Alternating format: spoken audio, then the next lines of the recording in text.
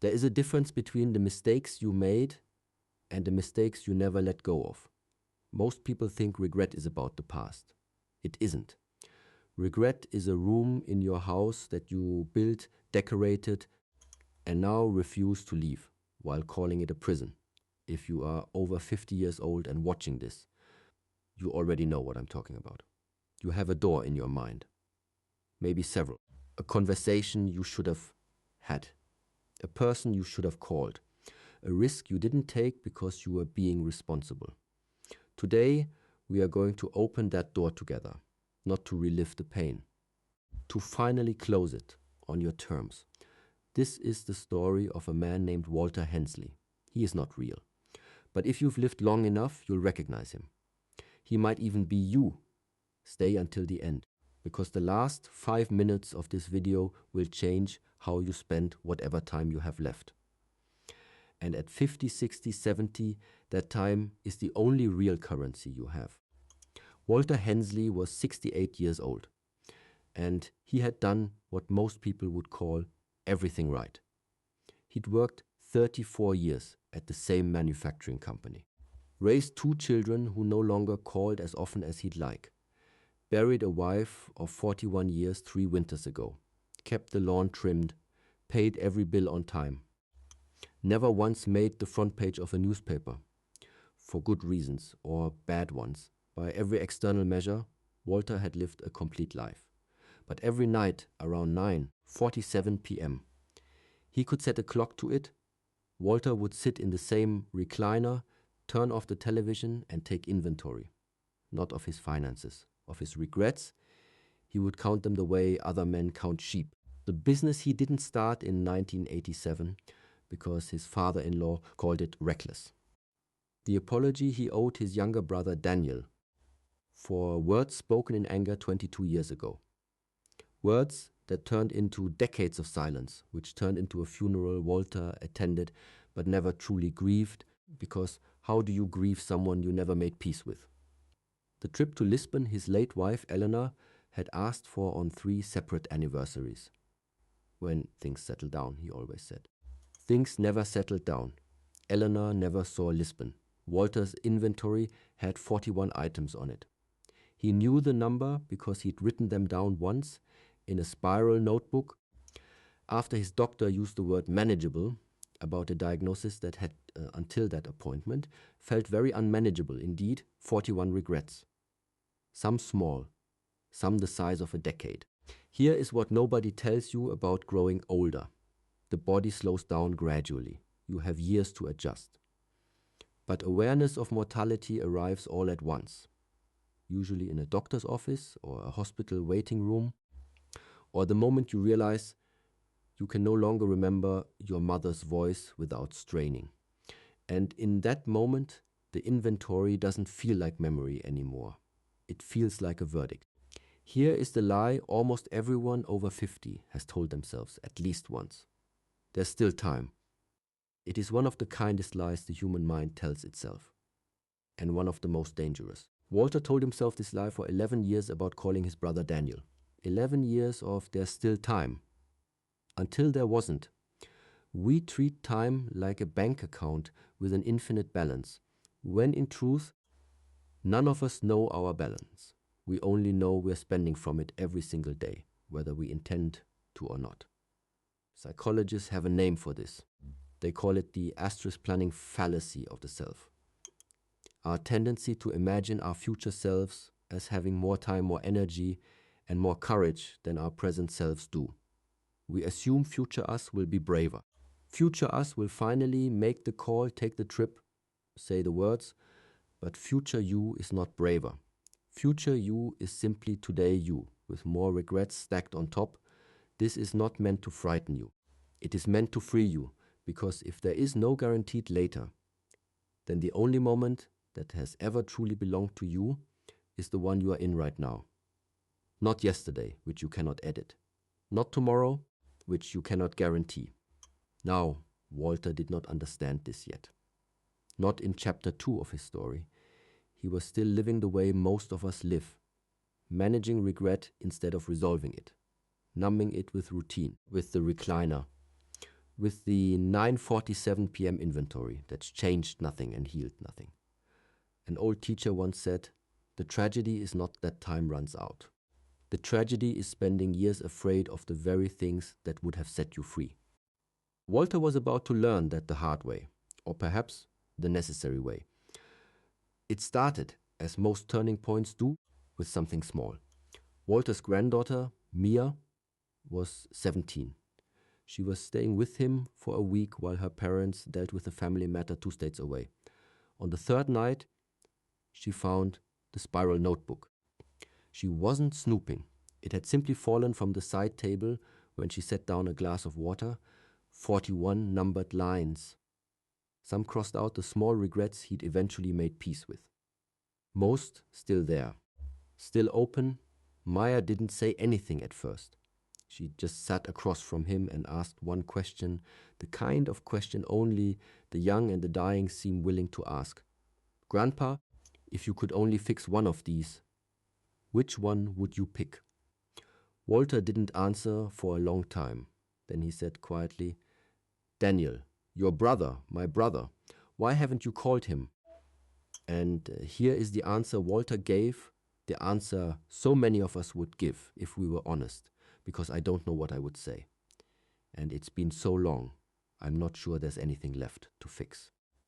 Mia looked at her grandfather, really looked at him, the way children sometimes see us more clearly than we see ourselves, and said something that would not leave Walter's mind for the rest of his life. "You don't have to fix it, Grandpa. You just have to start it." That single sentence undid something in Walter that 11 years of quiet guilt had never managed to touch, because Walter had been waiting for the right words, the perfect apology.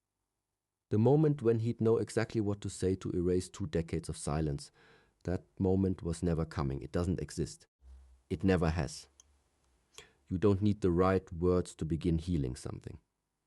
You only need the courage to say the first true sentence. You do not need to solve 20 years of silence in one conversation. You only need to say one true sentence to begin. No. Walter's first true sentence, when he finally called Daniel the next morning, was not eloquent. It was not rehearsed. It was simply, "I've missed you longer than I've been angry, and I don't know why I let the anger win for so long." There was a silence on the line. 8 full seconds, Walter counted them, the way old habits die slowly. Then Daniel, 64 years old, a man Walter hadn't heard cry since their mother's funeral, said, "I've had that sentence ready for 11 years too. I just didn't think you wanted to hear it from me." Both brothers had been standing on opposite sides of the same locked door the entire time. Each one convinced the other held the only key. This is the quiet tragedy of most family estrangements, most broken friendships, most unspoken apologies. 2 people, each waiting for the other to go first, while both are equally afraid somebody has to go first. It might as well be you. Not because you're the one who was wrong, but because you are the one watching this video, thinking of a name right now. And that name is not a coincidence. There is a reason grief researchers describe unresolved conflict as unfinished business of the heart. Not because the conflict itself lingers, but because the silence around it keeps compounding. Like interest on a debt nobody agreed to owe. Walter didn't fix 41 years of complicated brotherhood in one phone call, but he closed the door on the debt. That was enough. That was everything. Now, here is where this story must be honest with you, because not every regret has a phone call waiting to fix it. Walter could not call Eleanor. He could not take her to Lisbon. That door was closed permanently the day she passed, and no courage, no first true sentence, no amount of willingness could reopen it. This is the regret that frightens people most. The kind time has sealed shut forever. And yet, 6 months after his conversation with Daniel, Walter did something that surprised even himself. He booked a flight to Lisbon, alone, not to undo the past. You cannot undo the past. Anyone who tells you otherwise is selling you something. He went to honor it instead. He walked the streets Eleanor had shown him in travel magazines for 11 years.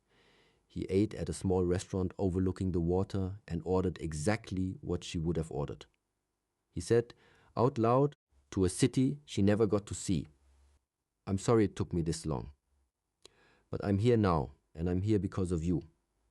This is the second principle worth carrying with you. Some regrets cannot be resolved, but they can be honored. And honoring a regret is its own form of closure.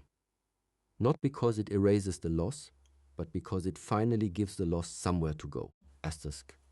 Grief that has nowhere to go calcifies into regret. Regret that finally has somewhere to go becomes something quieter, something almost like peace. Walter did not come home healed in the way movies portray healing. He came home lighter.